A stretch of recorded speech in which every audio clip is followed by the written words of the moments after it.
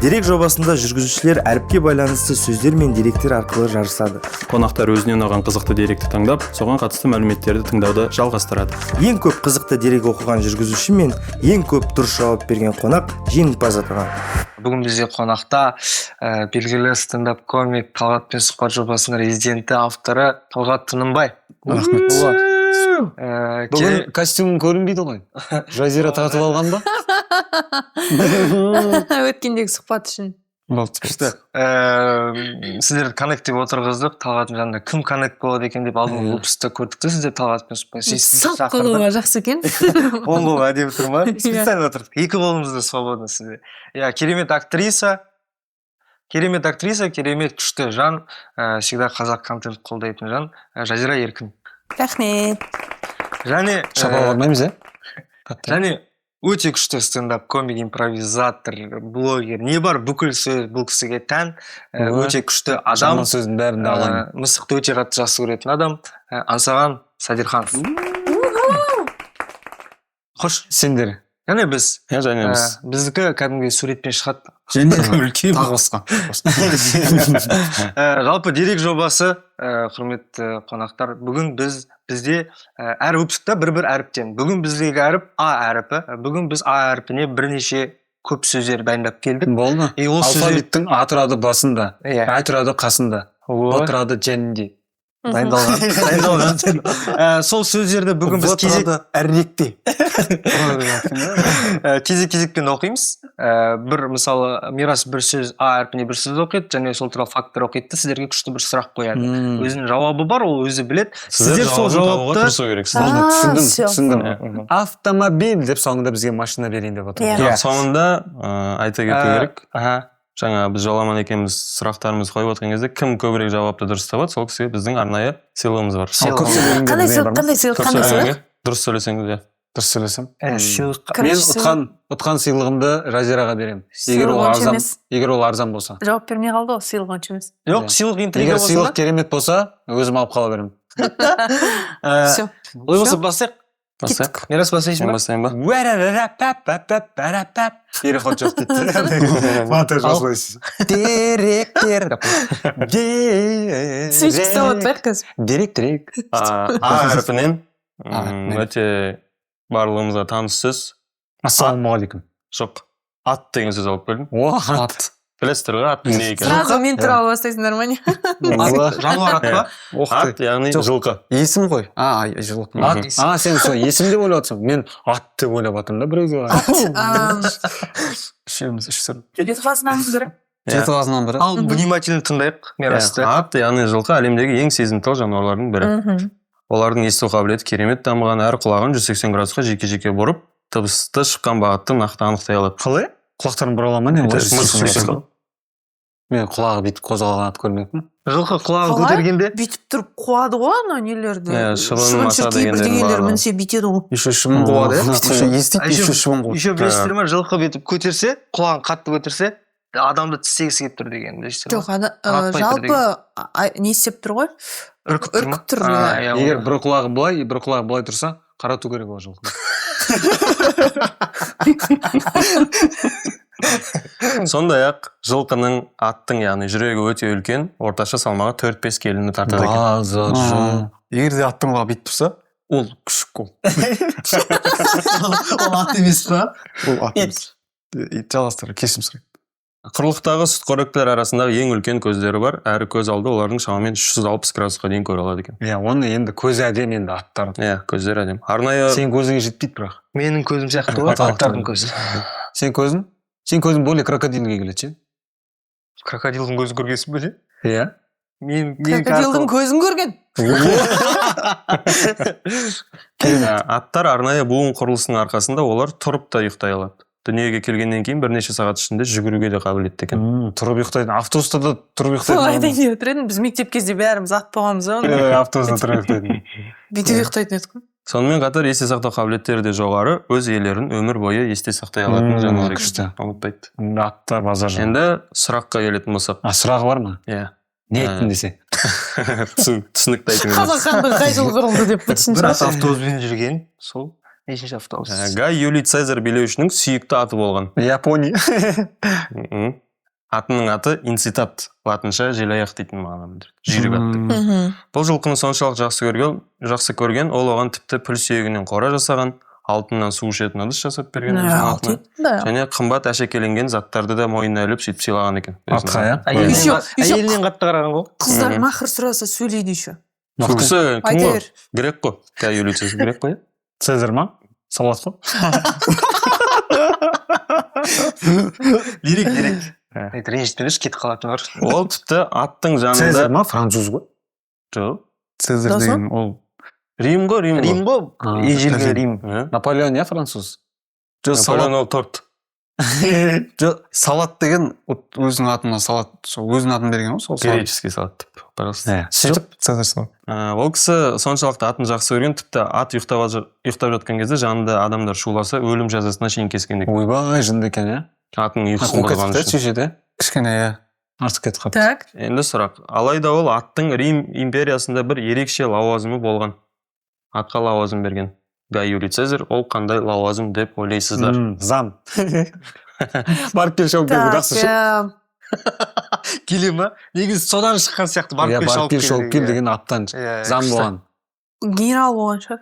Генерал. Қолбасшы. Генерал соғысқа шығатын ба? Неге? Жоқ, бұны ат екенін ұмытпаңыздар.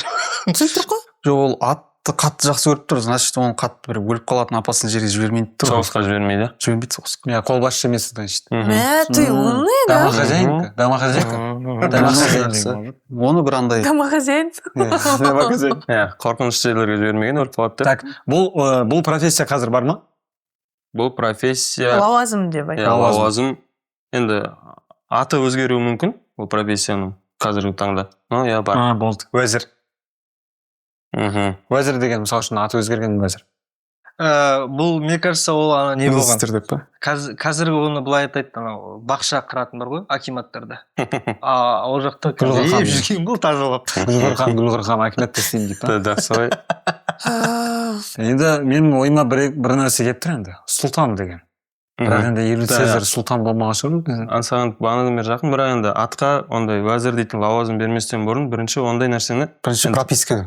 адамдарға береді ондай нәрсені. Сен жөннен жоқ атқа сен уәзірсің деп айта алмайсың. Оған бірінші сен адамилықты беру керексің. Адами ат қойған. Жоқ. Керек Римнің жаңағы Римнің несі болған. Азаматтылығын берген бірінші очередь. Гражданство берген. Атта гражданство болған. Гражданство, поликлиникаға тіркейді. Соңға барады. Соңға барады, жүкті тұрады. Сосын барып жаңа ансаған айтқан секілді сенатор дейтін лауазымды берген екен. Сенатор. Сен бері тұр. Сенатор. Факт. Факт, да. Пожалуйста. Шапалар қойыңыздар. Сенатор деген? Сәл жақын болды деп аңсағанға есептейміз. Уәзір дедім ғой мен. Сенатор. Семерный. Негізі уәзірлерді сенатор деп еркелеткен. Жоқ, жақсы екен бірақ. Тәуіп Қожында айтады ғой. Уәзір дейді да, кешіріңіз, сенатор дейді. Көрмегейсіңдер ма? Сеген қанша жыл өмір сүріпті? Қанша жыл өмір сүріпті? Сенаторымыз. Сәкен ба? Жақсы жүрген ғой. Жоқ, қанша жыл өмір сүріпті? 17 жыл өмір сүрген ғой. 17 жыл. Сенатор қылып қойған жақсы ғой онда ше. Сенаторым айтып отыр деп, любой нәрсе айтып отыр.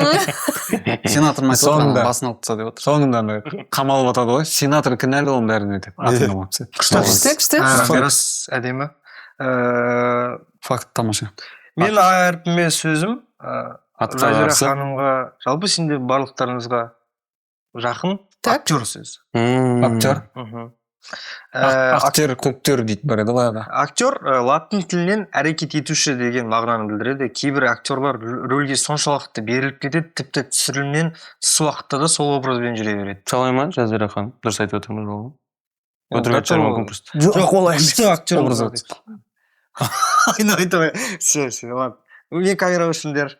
Грим мен жарықтың көмегімен актер өзіне 20 жас кіші жасты ойнай алады.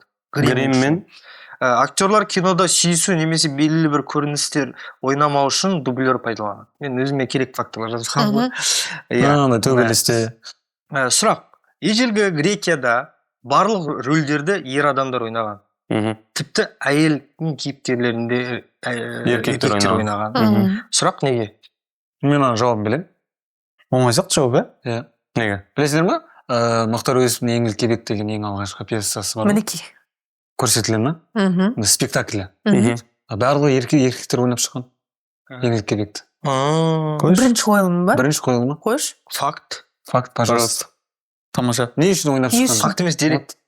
сол сұрақ ана сұраққа жауап береді да екеуі бір біріне келеді Варианттар айтыңыздар. Мүмкін ол кезде актрисалар болмаған шығар. Ойнау нашар жоқ ойнаған ба? жоқ Жоқ, ол кезде вообще мүмкін- болмаған ол кезде актриса деген сөз шықпаған ғой актер деп Актер ойнаған. деген. сосын Тек еркектер ойнайды. кейін барып бір екі феминисткаға шығып сөйтіп барып актрисалар шыққан шығар Бір екі актер Жоқ кешігіп. емес ау. грекияда ана ортада тұрады ғой бүйтіп жан жақтан былайынан Колизей? колизей сияқты сондай афинада Иә, иә. грек емес па сол жерде басында в основном театралдық сондай көріністердің барлығы соғыс туралы болған ғой Мгм. и оны әйелдер соответственно ойнамайды сондықтан ал еркектер ойнаған Мүмкін. Нелогично ғой, негізі соғыс көп болды ол кезде, енді еркектердің қалай театр ойнап жүретін уақыты жоқ қой. Негізі орыс еркектер соғысқа кетеді, әйелдер театр ойнап жүру керек қой.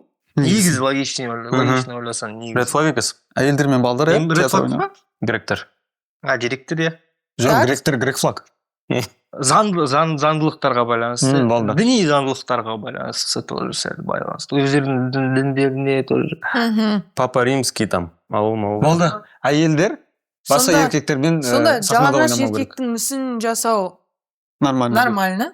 Гректерде? Жалаңаш әйелдің мүсінін жасау нормально, бірақ сахнаға шығып әйелдің өнер көрсетуі ненормально дегісі келіп тұр ғой, ана сенаторды жалдаған. заң бойынша ол кездегі заң бойынша әйел кісілер жалпы қиын жұмыстарға тартылмаған соның ішінде актерлық ол қиын жұмыс болып саналған сондықтан діни бойынша басқа еркекпен спектакль ойнауға болмайды қалай Сәл келмей қалды. подсказка қайсысы Жақсы негізі, жақсы вариант. театр Сол ғой театр ұсынысқа ғой, иә. келе жатырмын ғой дұрыс иә Театр ма? Кеттік па олай болса, рауан оқи салайын, иә? давай оқышы. Себебі ежелгі Грекияда әйелдерге театр сахнасына шығуға тыйым салынған. Мен соны Ол айттым. кезде театр діни рәсімнің бір бөлігі саналды. Ал Ал қоғамдық сахна, почти театр сахнасы тек ер азаматтарға арналған кеңістік болды. Сондықтан әйел кейіпкерлердің рөлін еркектер ойнады. Олар арнайы маскада дауысын өзгертіп әйел образын сомдаған. иә еңлік кебекті дәл сол болған ең біріншісінде Бір фактын оқыдық сіздерге. Қай факт сіздер қайсысы ары қарай жалғассын деп ойлайсыздар, соған дауыс береміз. Актер деген тема жалғаса ма сөз или Әлде қазақтың Маған тері ат жануары деген қызығырақ актер болды. болсын. маған да ат қызығырақ болды ат қызығырақ па? Актер деген иә. Алып кету қиын болды да. Атпай кете береді. болды деген не көп отырасың или кете бересің Болды. Атты жейсің, мінесің, киесің. Көп рахмет. Дәл біз ойлағандай болып тұр. ішсең тамақ мінсең көлік Жүрсең дос. иә жүрсең дос иығынан бүйтіп қыссаң брачка Тоқта. Жүрсең дос деген қалай сонда? ат қой атпен бірге сырласып жүресің бүйтіп жетектеп ше тамаша емес па Ладно, тогда. кеттік Все, онда мен атты ары қарай жалғастырамын. Кал кеттік. Екінші сұрақ. 16 ғасырдың соңында Англия мен бүкіл Ұлыбританияда Марокко есімді таңғажайып жылқы туралы аңыз тараған. марокко деген Иә, аттың аты. аты Мгм. Ол ат Библия алған екен. Мгм. 16 ғасырда. Мгм. Не алған? Билия алады. Ақыл деген сол. сонда видеолар бар еді ғой Арақ ана кішкентай кезде ақыл тегелер Иә. тық деп арабский деп лезгинка болып Және ең керемет нәрсе ол ат санауды біледі екен. Мысалы, оған иесі бір 4 түрлі алтын монета лақтырса, ат жерді тағасымен 4 рет тұрады екен. Енді дұрыс қой, бүйтіп санай алмайды. Ja, бүйтіп 4 аяғымен. ма? Иә, аман. 4 аяғымен. Бітсе. Так, блин, жарайды. егерде төрт монета ұстаса 4 рет тұрады екен иә егер алтындардың бәрін бүйтіп төгіп жіберсең шауып кетеді екен Билейді екен. Алдынан бәрін шатастырып жүрсе, ананың бетіне барады. Жоқ, негізі ол, короче, монета санап жатыр да, и адамдар, о, биледі деп. негізі Ладно. санау Негізі 168 деп отыр. Және маңыздысы ол ат адамдарға сәлемдесе алады екен. иә бүйтеді басын Көшеде кетіп барса, Бүйтсе. Екі капута. кейбір адамдардан дұрыс кейбір адамдар сәлем жасамайды Тіпті кейбіреулер жылқының болжау қабілеті бар деп те сеніп жүрген екен. Жанына бір кісі келіп, әйелмен ажырасайын ба десе, ат бүйтіп дейді. жаңағыда әйелімен ажырасайын ба десе жоқ өзіңмен ошибка десе Сен бұларды қаяқтан алып отырсың директор аттыра. Іздесеңіздер Ойда жоқ, табасыз. сен аттан барып сұраған сияқты осының бәрін иә Марокко деген ат. Бір ат болса. Адамдар сол сенген ол аттың жаңағы Жаңа, Марокконың ба? болашақты болжау қабілеті бар деп. сөйтіп ол ат Криштиану Роналдуды 2022-де ұшырып жібере ма Уақыт тәжірибелер жасауға қолайлы болмағандықтан мемлекет жылқы мен иесін сиқыршылықпен айналысып жүр деп ол кезде енді андай сиқырлыққа қарсы болған ғой. Өлім жазасына кеседі екеуін. Атты ма? Атты да иесінде. Екеуі жаңа шарлатанство дейді. Ведьмалардың бар іштерінде деген сияқты нәрсе. Бірақ дәл өлім сәтінің алдында жылқы өзі мен иесін бір ерекше жолмен құтқарып алады. Ол қандай жолмен өлім жазасына кезейін деп жатсам Марокко тұрады да тоқтаңдар дейді. Менің арғы атам сенатор болған. Екі адам болам десе бәрі ойбай. Сенатор. Келесі күні адамдардың бәрі сенатор Марокконың алдында. Жоқ, айтқан ол кезде енді өлім жазасы лебі арқан ғой. Арқанды жіберді деген бар. Барғанда арқанды шешіп, жоқ. Сөйтіп иесі екеуін құтқарып алған ба? Екінші вариант бүйтіп кесейін деп атқан кезде дәл алдына барып тұрып алған. Болды, басқаша қалай құтқарады? Иә, примерно тізерлеп тұрған шығар, может быть. Бас иіп ше? Тізерледі, все. Патшаның алдына барып тізерлеген. Иә, сосын жылаған деп айт. Жылаған десе? Артынан өлең шығарған дей сал. Жылаған, өлең жазған. Ақсақ киік содан кейін шығып кеткен. Кімнің қолына су құйған. Қорғасын құйып жаңағы. Енді жауабын оқиын, е? Сот үкімін оқыған кезде жылқы соттың алдына барып екі тізесін бүгіп, Жасты. басымен иіліп, кешірім сұраған. Бұл әрекет иіліп, сәл сальто жасап. Бұл әрекет жаңа сотпен барлығын соншалық таңғалдырып, тіпті көздеріне жас келіп, адам мен төрт аяқты досын өлтірмеуге шешім қабылдаған екен. Өтірік сияқты ма бірақ? Миф, е? Миф қой? Ат келі. Тамаша. Мирасқа жылқыларға шапалақ ұрып қояйық. Менде енді келесі сөз А әрпіне, ол сіздерге тікелей қатысы бар, бірақ сіздер туралы айтпаймын, жалпы алтын туралы айтамын. Неге сіздер тек жазираға қатысты емес па? Бүгін біздің қонақтардың бәрі олар. Алтын түсті қымбат бағалы металл. Химиялық белгісі аурум. Алтын түсті деген ше? Книжка ретінде жазған редакторларымыз. Ол жұмсақ, татпаспайды және мыңдаған жылдар бойы сақталады. Алтын соншалықты жұмсақ, оны тырнақпен сызуға болады. Царапать етуге майыстыруға болады. Таза алтын. Таза алтын. Алтын жеуге жарамды. Оны тамақтар мен десерттерге қосады. Тағамды қоспасы Е 175. База жоқ. Аз мөлшерде. Еще ана ән бар еді ғой. Алтын. Аз мөлшерде күніне аш қарынға 2 қасықтан десе.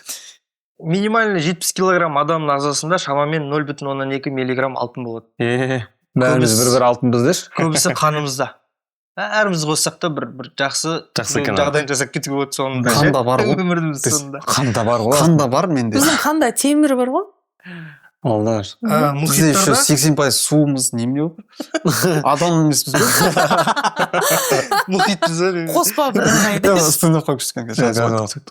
Мұхиттарда шамамен 20 миллион тонна алтын еріген күйде бар. Түбінде жатыр ғой, иә. Оны өндіру үшін экономикалық тұрғыда тиімсіз. Ер үшін басқа. Сондықтан таза алтын 24 карат.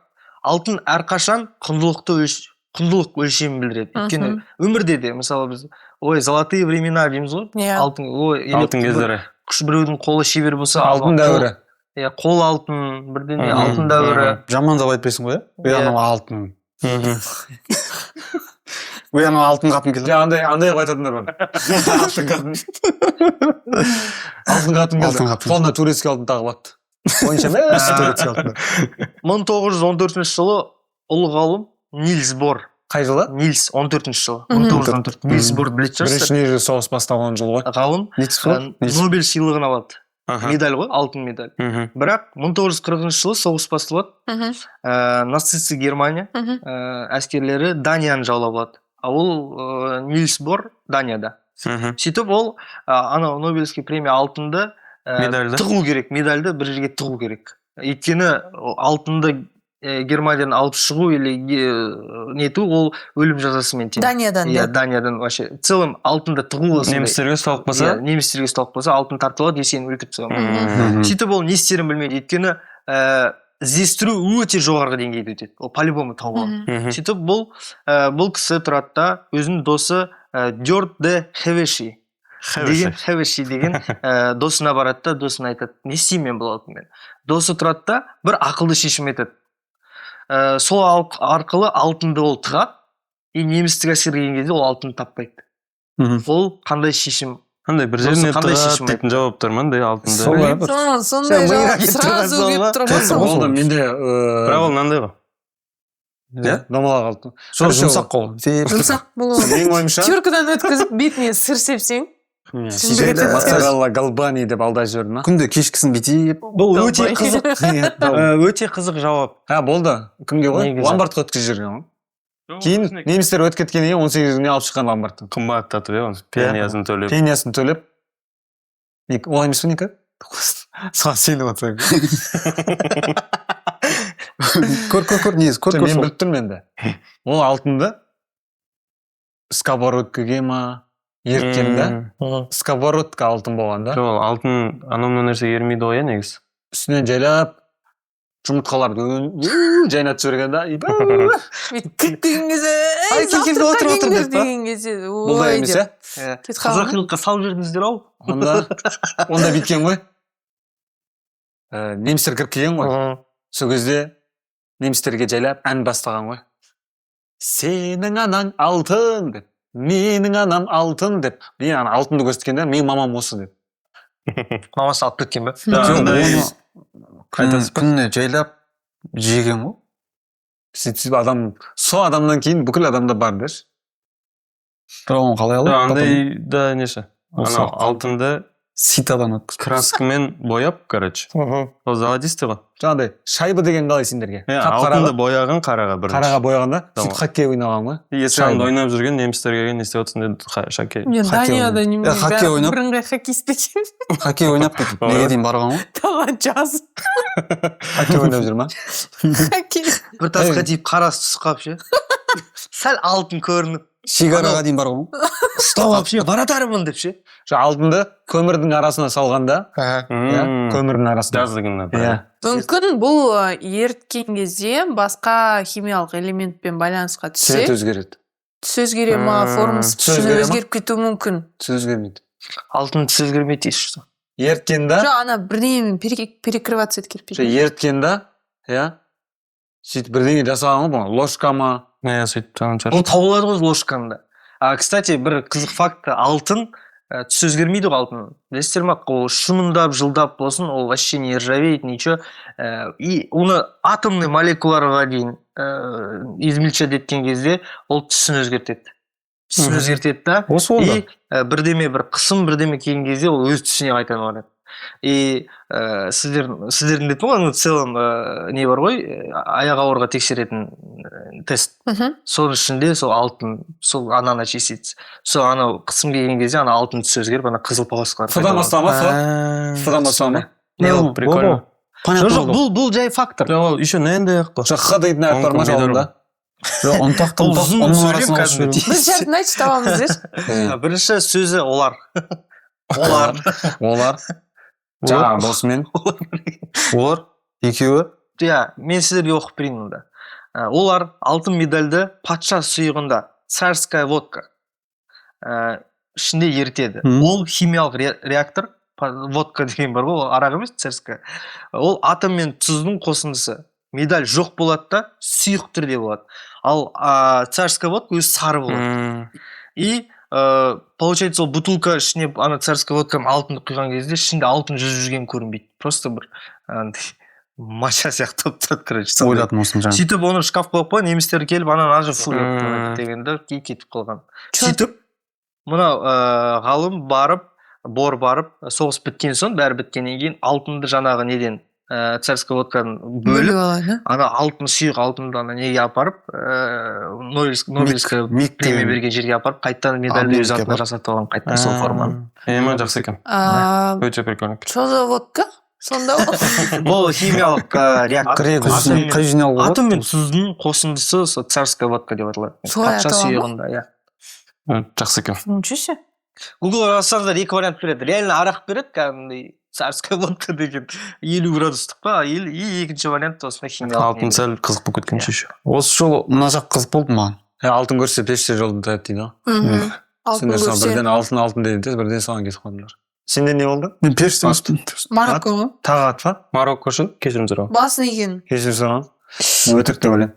Маған алтын қызық болды. сол қызық ана жерде шытырман оқиға да. Миыңмен ойланып дейтін нәрсе. маған да қызық. алтын саған қанша граммдық алтын қызық болды?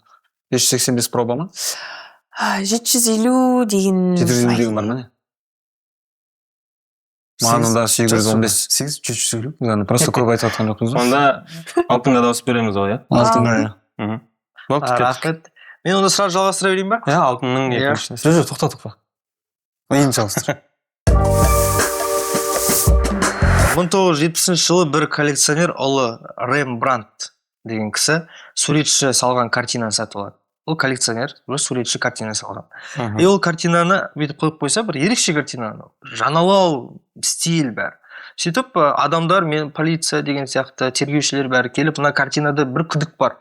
Что-то не то, бұл жаңа дем салынып тұр, что-то бірдеңемен қолданған сияқты деп картинаны алып зерттей бастайды. Зерттеген кезде картинаның төмен жағындағы адамдардың бейнесінде адамдардың киімі алтыннан, алтын краскаға алтын қосып салынған. Сол кезде күн картинаға түскен кезде именно адамдардың үсті денесі жылтырлайды екен, киімдер. Сөйтіп, мынау алтын ғой, алтын дейтін ол кезде бағалы. Неге картинаға қосып болса бет алды қолданып жүр деп ойлайды. Бірақ бұл нәрсені қазіргі заманда уже қолдана бастады. Кәдімгі алтынды бір жерлерге қосып, бір роскоштарға қосады, иә. Бірақ бір зат бар, соған алтынды қосады. Бірақ ол затты біз тақпаймыз, кимейміз, ілмейміз. Біз оны сатып алған кезде ол зат сразу қолданып тастаймыз. Ол не зат? Туалеттің бумага. Дұрыс десең. Сағыз. Әлі күнге шейін бар нәрсе. Иә, кәдімгі күнделікті ол именно сіздер қолданбауларыңыз мүмкін, басқа елдерде өте сағат сайын қолдану мүмкін. Бұл анда қымбат тұратын нәрсе емес. Роскош, иә, қымбат, бірақ ондай қымбат емес, бірақ қымбат, роскош болып саналады ол зат. Бірақ ол зат сразу қолданып тастайды ол зат. Тамақ қой жаңа тамаққа қосатын. Бахила ғой, бахила. Тамақ деген тоже жақсы вариант, бірақ тамақ емес. Құрамында алтын бар ма Иә, сонда? алтын бар. Нешір?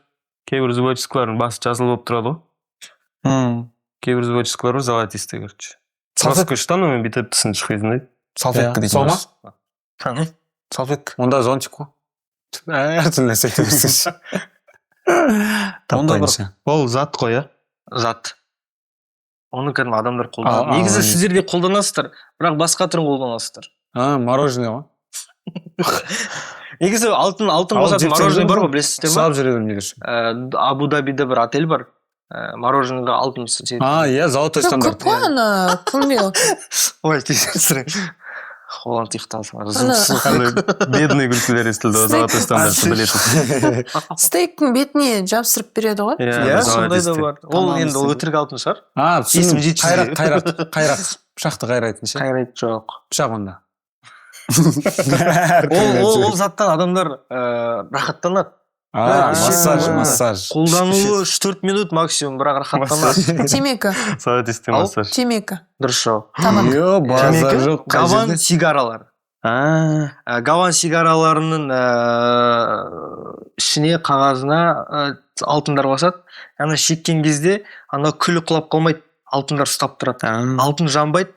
Далада шегіп тұрған күн бірдеме түседі ғой, сонда ана пепел жылтырайды. Сол кезде ана адам статусы, мынау патолог адам деген білдіреді екен. Көшеден бычок жинайтындар сонда алтын іздеп жүр ме екен кейде? Күл болып шығып кетеді ғой. Бычок іздеп жүр. Ол жерде ол прям өйтіп жинайтындай емес ау. Сол ситамен отырасың аргенсің.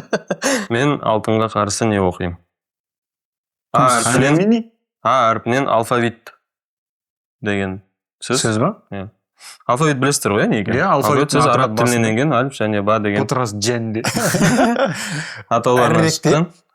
Алфавит әріптерінің саны елге байланысты әртүрлі. Қазақ тілі алфавитінде 42. 42 әріп, Ойбай, әліппе деп 42. ағылшыншада 26. әріп, орысшада 33. әріп. Арабшада? Алиф, бә, тә, сә, жим, ха, хо, дәл, зәл, тозу, сон. Қазақ алфавиті алғаш рет араб әріптермен жазылған. 24 па? Ондай жоқ. Сон дегенше. Қазақ алфавиті алғаш рет араб тілімен жазылған, әріптермен кейін кириллге, артынан латынға көшіп отыр. Бірақ жаңа Гвинея елінің Бугенвиль аралындағы Ратокас тілінде ең аз әріптен тұратын алфавит бар. Небәрі 12 әріп қана екен. 12 әріп. Сөйтіп, Адамдар араласпай жүр бір-бірімен. Мынандай ма? Иә, сөйтіп Африка жақта сөйтіп. Бүгін шығасыз ба? Ертеңше. Жодан, енді барасың ба? Енді ең қызық оқиғаға келетін болсақ, оқиға Қытай иероглифтеріне байланысты. 20 ғасырға дейін бір газетті оқу үшін Қытай азаматы шамамен 3000-ға жуық иероглифті жатқа білу керек болған, газет толығымен оқып шығу үшін. Бірақ 20 ғасырдың ортасында Қытай билігі халықтың басым көпшілігі сауатсыз болып бара жатқанын түсінеді. Өйткені жаттай алмайды ешкім. Өзіміз шығармап өзіміз қиналып қалдық, десе. Өйткені енді ана бір сызықпен үйге ұқсайтын фигуралар жаттау кей адамдарға қиын. Одан кейін Қытай Халық Республикасының билеушісі Мао Цзэдун дейтін кісі иероглифтер толығымен жауып, барлық елді латын алфавитіне ауыстырайық деп ойланып жүреді. 1950 жылдары билік өкілдері пинин деген методика ойлап табады, сол Қытайға байланысты. Ол қытайша бір 10 шақты сызықтан тұратын иероглифті латынша жазады. Мысалы, солтүстік деген сөз қытайша бей дейтін сөз екен да. Ол андай үй сияқты болып салынады. 8 таяқ кетеді, короче. Олар оны үйтіп жазбай, просто ағылшынша бей деп жаза береді екен. Бей десе, значит, бұл солтүстік деп сөйтіп жазып кете берген. Ол сол нені пинин деп айтады, методиканы. Солай халық енді... Сұрақ жоқ, кстати, бұда десе. Просто оқып берсеңші. Солай халық сауатты болып бастайды. Әріптер азайды. Елуінші жылдарда. Сосын? Әріптер азайды. Мен сауатсыз оқадым де. 1950 жылдар сөйтіп 2000 жылға шейін вроде күшті болып жатыр бүкілі. Бірақ 2000 жылдар Қытайда тілдік скандал басталады. Ресми Қытай сөздігіне тек бір ғана латын әрпінен тұратын сөз енгізіледі. Бір-ақ әріптен тұратын сөз.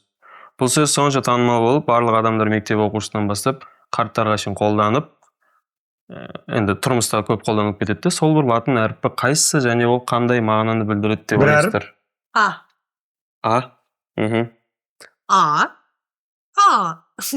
Короче, разные интонациямен айта береді. Окей деп ойларым ше. И мне көп мағына береді. Мен о деп ойлаймын.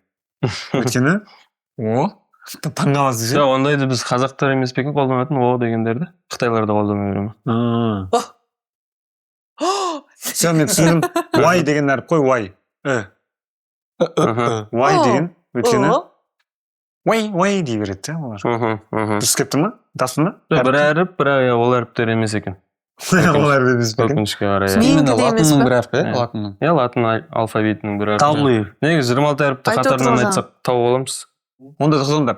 Онда бір әріппен ғана айтатын мүмкіндік қалдырайық, иә? Давайте. Давайте. X дейсіз ба? Жоқ, отырыңдар. Кішкене. Сәл логика... Айтпас бұрын шамал миға салайық. Сен X деп айтып қойдың болды. Оны айтып қойдым. Талғат. Миға салып айтып қойдым. Аузым бар екен деп. Нотаға салып айтып қойдым. Енді скоростқа сал. Кішкентай балалар қолданады дедің ғой, сен? Кішкентай балаларға көп қолданады екен үлкен кісілер. Болды, И. Нау ғой? Уй. И әрпі, И. Жоқ, ол қалай қолданады, типа? Кішкентай баланы көреді ғой, сол кезде үлкен кісілер Сезім білдіре ма? таңғалып, сондай милатаны білдіреді. Ол әріпті айта берейік па? W, ой, мынандай ма? Ү? Мен оны айттым ба анау? Жоқ, ол Q деген әріп екен. Прикинь, сол ойыма келді, бірақ оны қалай пайдаланады деп ойлап. Ойбай, сол кют. Ол Қытайда андай Сол екен. кют деп айтады ғой. Кют. Қытайда, мысалы, тян Q дейтін нәрсе бар екен, сөздер бар. Ол рахметті тян Q деп айта береді екен, Q деп жазып. Ал ең қызығы тек Q әрпі өз алдында сөз болып, сүйкімді, томпақ, тартынды деген сол кют қой. Q деген Q деп сөйтіп, милатаны сөйтіп өтеді. Өлі, оны сол кюттан барса бізде керек еді оны. Кют. Өте қызықсыз факт. Жоламан продолжай. Жоламан не болды? Менде темекі болды. Темекі ма, әлде алфавит па? Алфавит. Мен барлық әлем халқы сауатты болған қалаймын. Кют таңдаймын. Мен темекі таңдаймын. Ойлаш, бірақ әріп таңдапты да. Мен шешіп тұрмын ба сонда? Сен шешіпсің. Мен қалан таңдаймын. Ойлайдым, анау қиттаңдым. Просто кеп қалды ше. Не дедім, естімей ол. Эдит. Мен галан таңдаймын. Эдит деме. Интро болып басында. Не дейт те. Понятно. Мен? Алтын немене таңдай береміз? Кют таңдаймын. Кют. Спасибо. Келесі сұраққа көше берейін. Типа интеллигентна Q деген сияқты. Жоқ, просто гала Q. Интеллигентна кют деген сияқты. Q бала.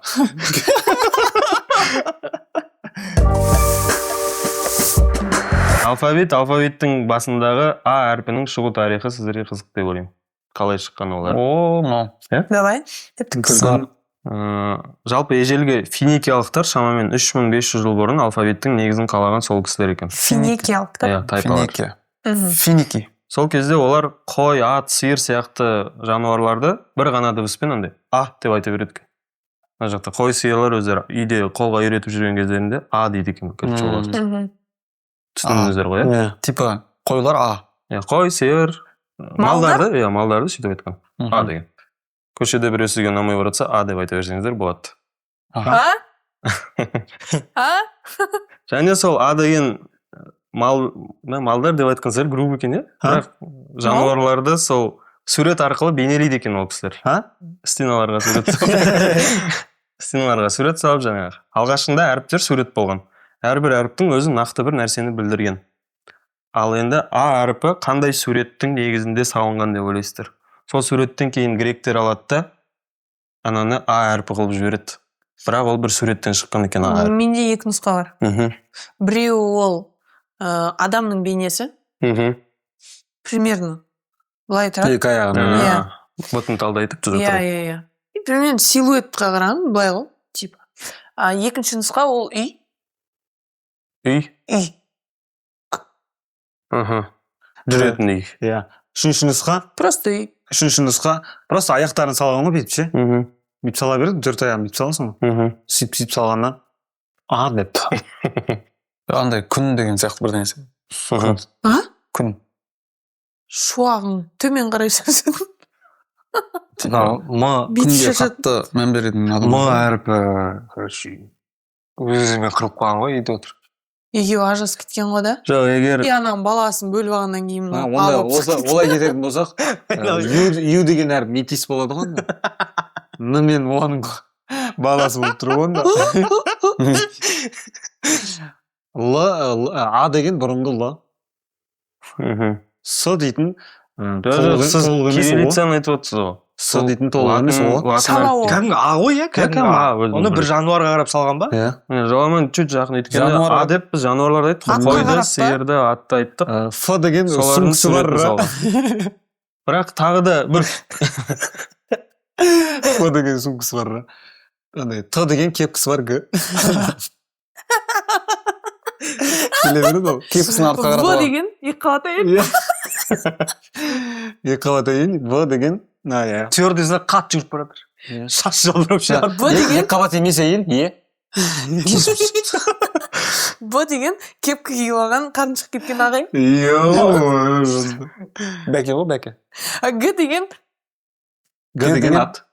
Галстук. Г деген қалы. Жылқы. Бір тағы күшті бір подсказка айтайын. Ол негізі басында теріс салынған сурет болған. Сосын оны бүйтіп бұраса. Мынау екен ғой. Сонда биткен ғой. Не ол?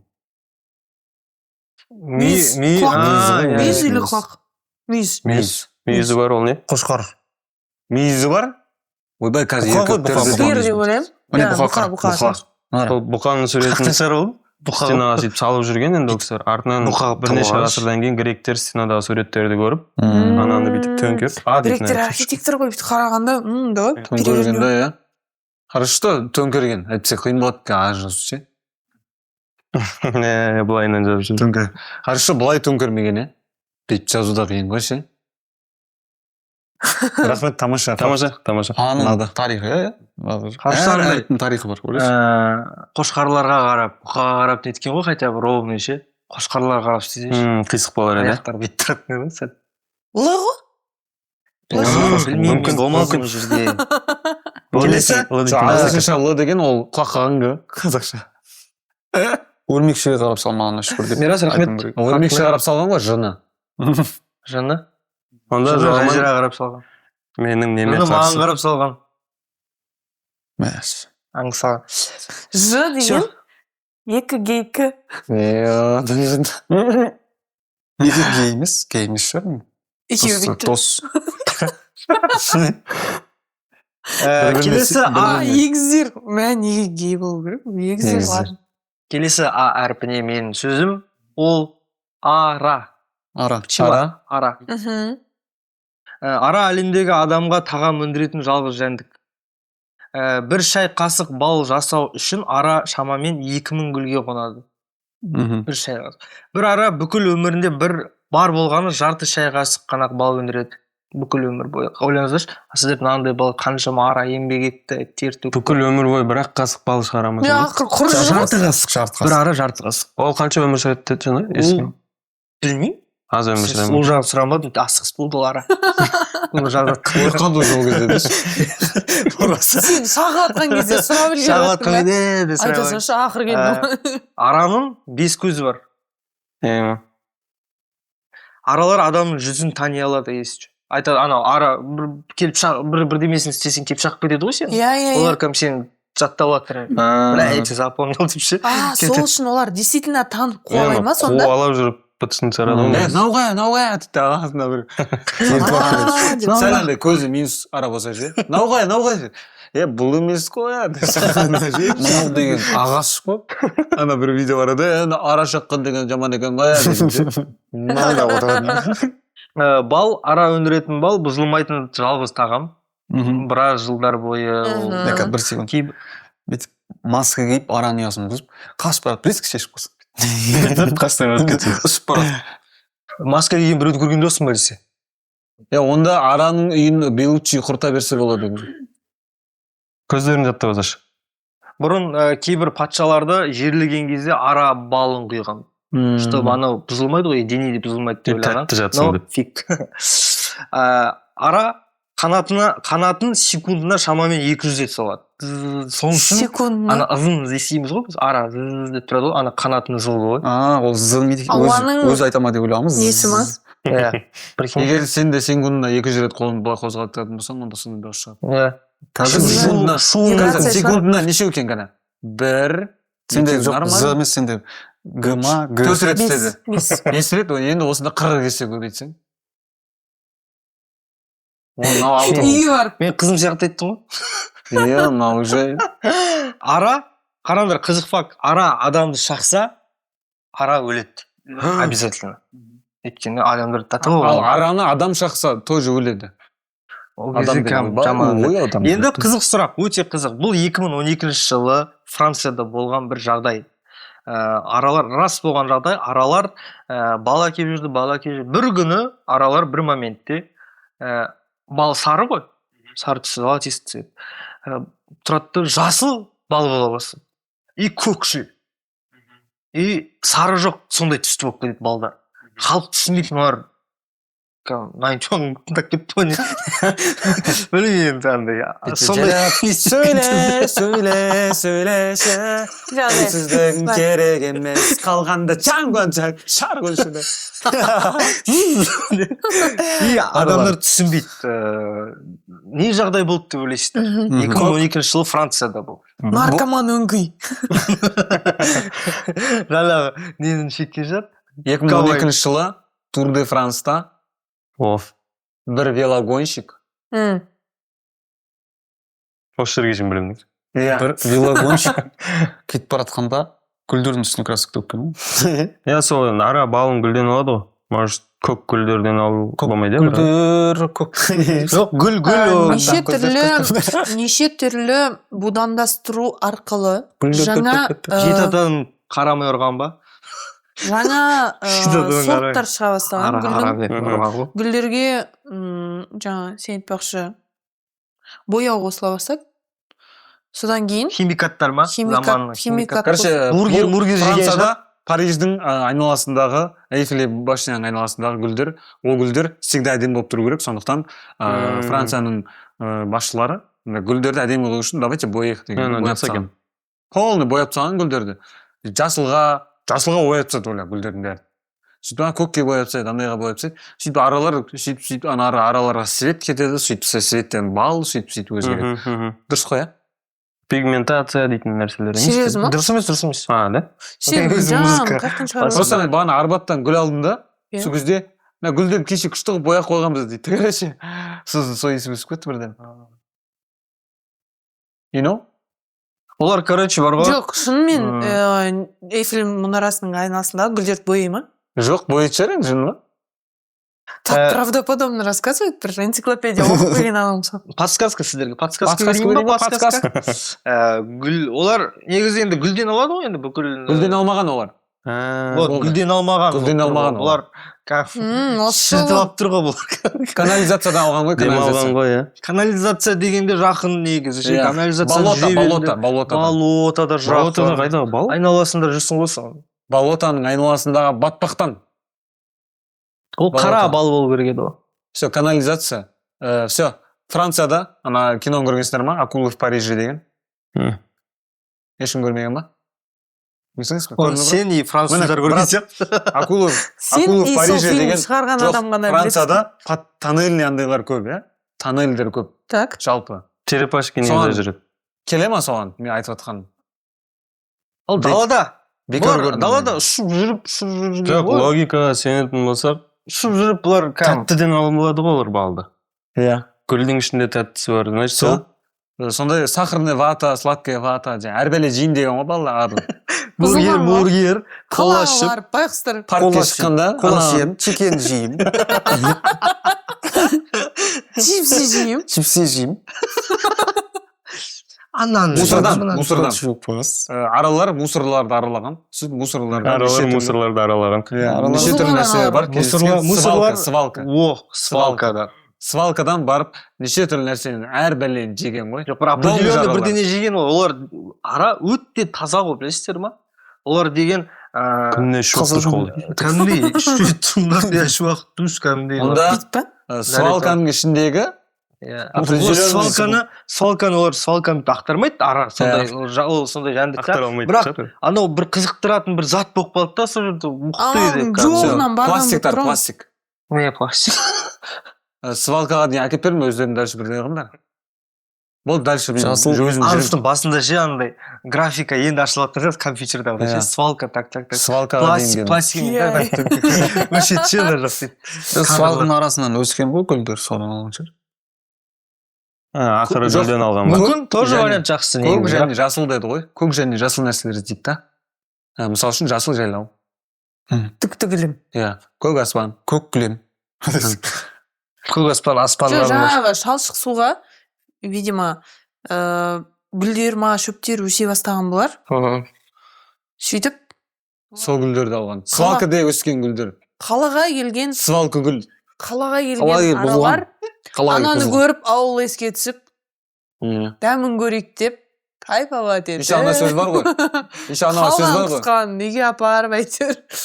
Еще андай ана сөз бар еще. Мақал сияқты. Свалка деді ғой. Ана сөз бар ғой. Свалкаға ұзақ қарауға болмайды. Көзіңді алып кетеді. Свалкаға ма? Ол сварка еді. Жоқ, свалка ба, свалка. Свалкаға ұзақ қарасаң, Ол 2012 жылы. көзің 2012 жылы Олимпиада болды. 2012 жылы Францияда аралар кенеттен түрлі түсті деген жасыл, көк түсті балдар бере бастады. Неліктен? Өйткені аралар свалкадан ММДМС'ның отходтарын тауып алған. Ой, жын. Солардың сироптары, қайда екен деп ұрған ғой жатпап. Гүл іздеудің қажеті жоқ деп сөйтіп ұрып. Сөйтіп балдың подделкасын істеп бастаған. Бал кәдімгі түрлі түсті болып шыға бастаған. Бірақ ол бал жеуге болады, күшті дәмді өте. Обал. Бірақ обал болмасын деп. Обал. Бірақ сатылмайды. Сата алмай қойған ол балды. Қорққан. Сонда біз қорықпаған, просто адамдар алмайды, сенбейді. Сонда қорқасың ба? Көп бала Мынау бал деп жасыл бірден сатып кетейікші. жоқ, қара. Солидол ма? сонда араның балын, түрлі түсті балын жемейді екенбіз да, иә? ММДМС'ін. Жирафтікін жейді екенбіз. Сен жүре бересің ба? Сонда жирафтікін неменеге біз? Әті көті уәрәгара. Уәрәгара жиып отырады деді ана. Кет, Мирас, жаңа сен факт оқыдың, мынау қалай? Жоқ. Енді оқисың, иә? Сен жаңа ұтып кеттің арамыз. Так. Сен Мед Исмаилға айтамыз. Арамызда қалсын бәрі. Мына Мед Исмаил ағам берді информациялар. Мен араға қарсы тұратын менде бәріміз көресіздер ма білмеймін, бірақ аниме дейтін нәрсе бар. Аниме деген мен сүйіп қарамайтын жанрымның бірі.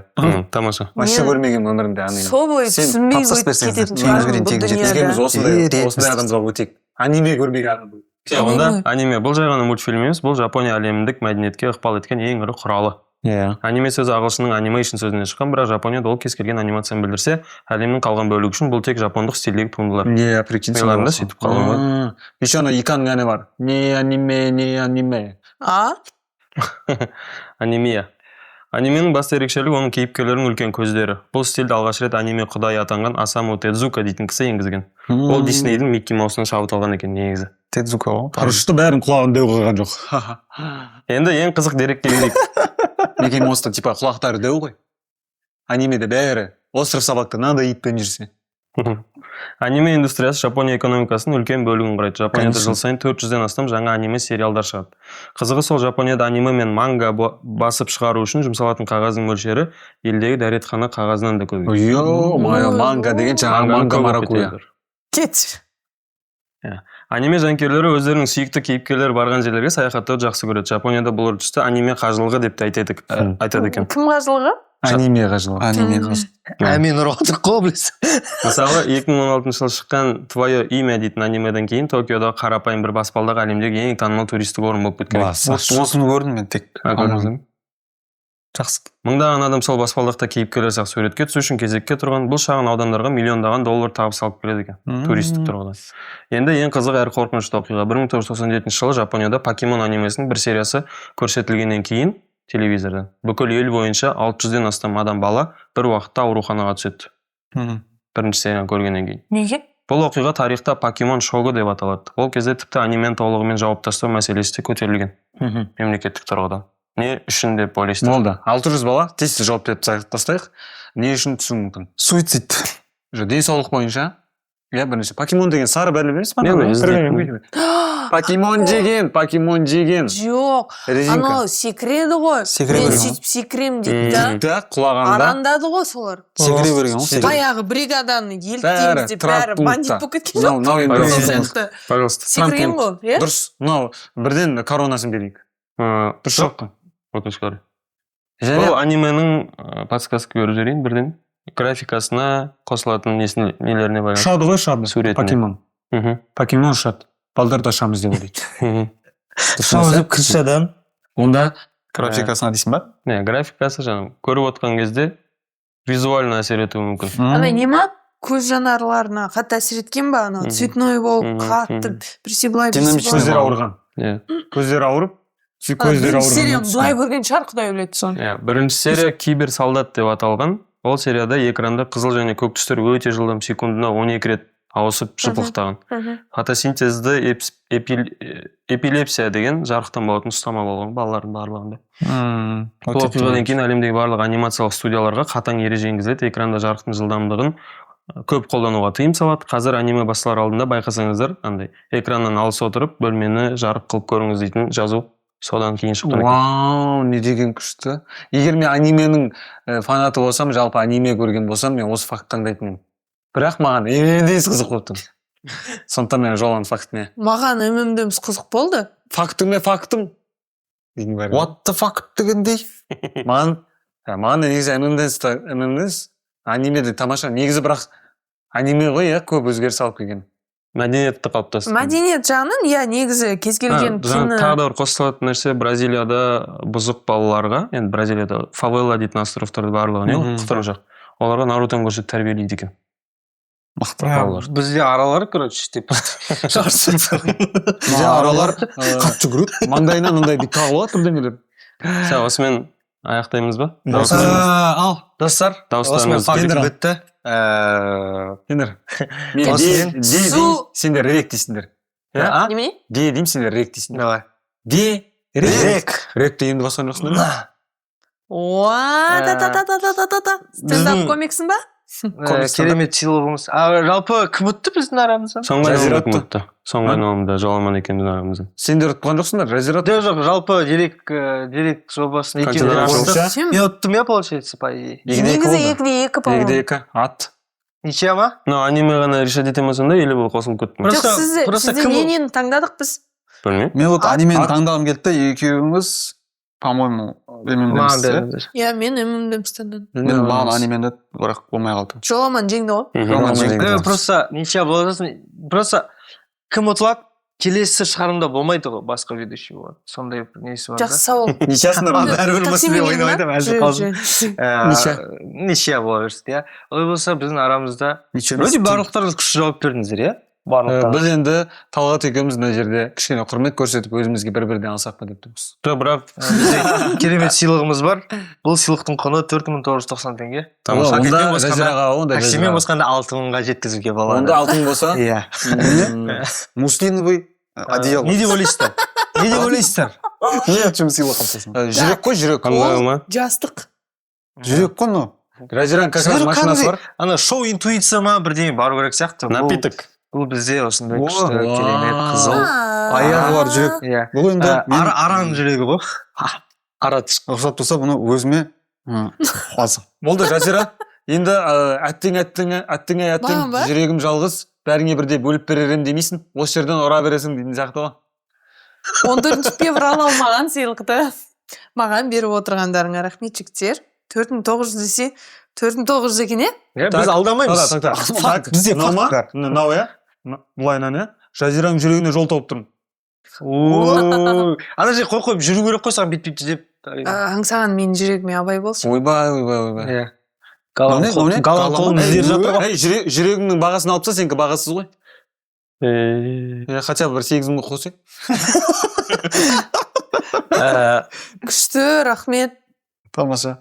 Мынау Бұл маған жүрек- ұйықтауға болады, сосын андай аузын су ағып кеткен ана жерде мынандай болып қалады. Жүрегімді енді мен кімге сыйласам екен? Ладно. осымен біздің деректер жобасының шығарылымы бітті. Тамаша. Келгендеріңізге рахмет. Сіздерге шақырғандарыңызға рахмет. Бұл жобаның мақсаты енді бір не емес. Әріп тану ма? Әріп тану бір емес. Адамның кішкене болсын қызығушылығын арттыру. Егер Интеллектуально выпуск барысында, развлекательный. қате кетіп жатқан болса, фактордан төменге жазып кетсеңіздер Хорошо, что сіздер қазақ алфавитін таңдадыңыздар. Әрине. А не бағанағы китайский анау. Иероглиф. Ана, Мгм. африканский үш әріп дейтін. У, а, и деп. Үш ақ выпускпен бітіп қалатын. 42 выпуск бар әлі. Арнаға тіркеліңіздер, комментарий жазыңыздар, лайк басыңыздар, келесі әріп шығарымда қандай әріп болғанын қаласаңыздар, комментарий жазып кетіңіздер. Ө дейтін әріп тамаша ғой. Иә, Өз тамаша. балаңнан. Екінші рет айтып жатыр ма? Ж Онда- болсын. Жоқ, оны Ж емес. С. Менің аудиториям қайда? Ж деп көп жазсаңдаршы. Қойш? Балалар в шоке болып қалсын. Ух ты. Так, менің аудиториям. тұрса. Менің аудиториям любой әріп жаза беріңдер. А, жынды жазсаңдар болады деп. Бәрін өзге аласың. Сіз ағай. Арма әріп бірден. Талғат Ағаң пакетті алып кетіп барады ғой. Біледі ғой, көрермендер ақылды ғой. Пахан болып қалады ғой. Баталар сияқты болып қалсын, пакетті жинап, ә? Көрерменді өйтіп управлять етіп керек емес өздерінің. Миы бар, ақылы бар деген. Деп управлять етіп тұрсын, ә? Грин флаг звезда. Болды. Болды онда. Достар, көп рахмет. Рахмет сіздерге.